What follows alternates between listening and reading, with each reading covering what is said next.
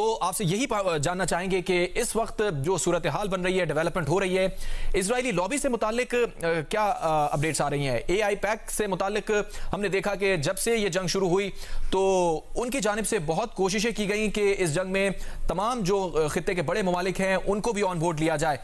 Israeli media से मुतालिक भी ये सामने आई है बात कि इजरायली मीडिया ने काउंटडाउन शुरू कर दिया।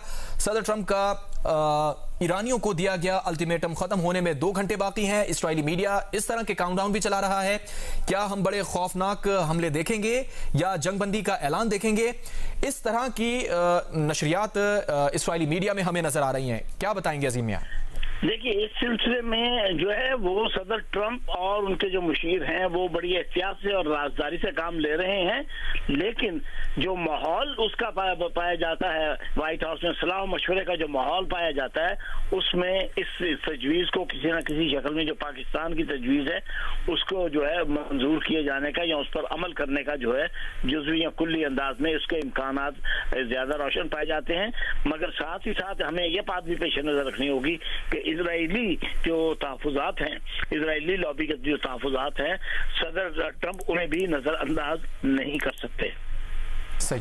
अजीम मियां, अब से कुछ देर पहले सेनेटर लिंडसे ग्राहम का बयान भी सामने आया जिसमें उन्होंने कहा कि डील होनी चाहिए और बेहतर डील होनी चाहिए अगर डील हो रही है, और साथ में उन्होंने ये भी रिट्रेट किया कि प्रेसिडेंट ट्रंप से बेहतर कोई नहीं जानता कि डील किस तरह बनाई जानी चाहिए। तो रिपब्लिकन हलकों में भी अब ये बात हो रही है खास तौर पर कि कोई ना कोई डील होनी चाहिए और उस पर डिस्कशन हो रही है।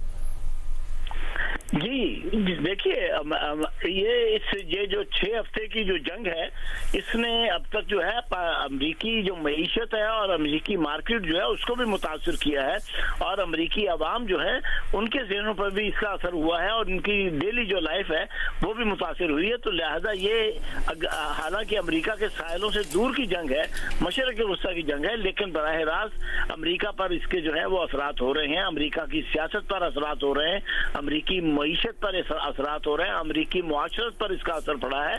और आप ये देखें कि जहां जो है वो इजराइल को जो है एक इत्तेहादी के तौर से बिल्कुल लिया जाता था, अब वहां पर जो है ये तनाज़ा भी खड़ा हुआ है कि क्या ये जंग इजराइल की है या अमेरिका की है। अजीम मियां, आप हमारे साथ ही मौजूद रहिए।